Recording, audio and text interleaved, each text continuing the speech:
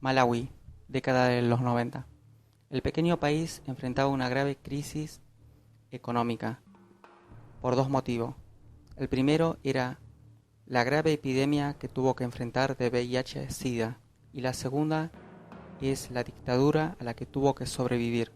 No vamos a entrar en detalles de que el FMI tuvo algo que ver o financió la dictadura en Malawi para después meter deuda, porque mi informe carecería de todo rigor científico.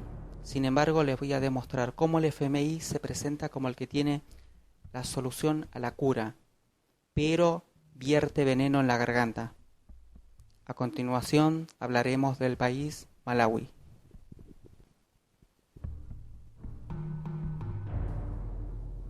Malawi es uno de los países más pobres de África. Su única riqueza la podríamos considerar el alimento a la población. Para que este alimento sea posible en un suelo muy débil, se hace financiando o subsidiando los fertilizantes.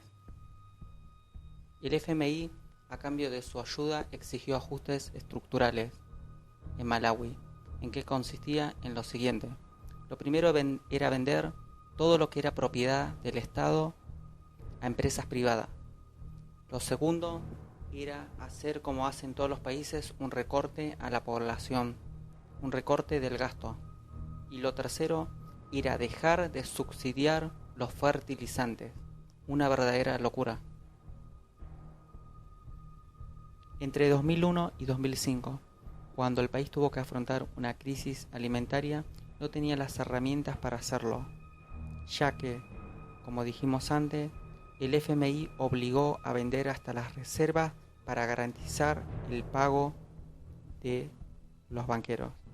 El premio Nobel en Economía, Stiglitz, nos explica muy bien que cuando el Fondo Monetario entra en un país, lo único que le interesa es asegurar el pago a los bancos y a las entidades financieras.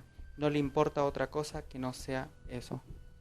Son muchos los informes y los diarios que hablan de que Malawi culpaba al Fondo Monetario Internacional de la hambruna que había en el país.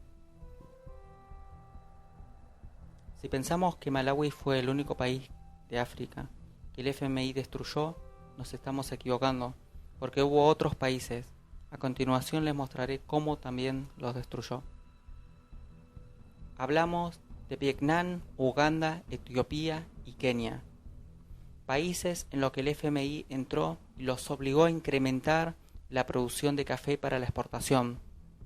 El aumento de la oferta hizo colapsar el precio del café internacionalmente. Ley de oferta y demanda básica. Los productores se quedaron sin recursos para comprar comida y de nuevo la BBC castiga en sus portadas como la peor hambruna que enfrentaron todos estos países juntos. ¿Qué es la oferta y la demanda?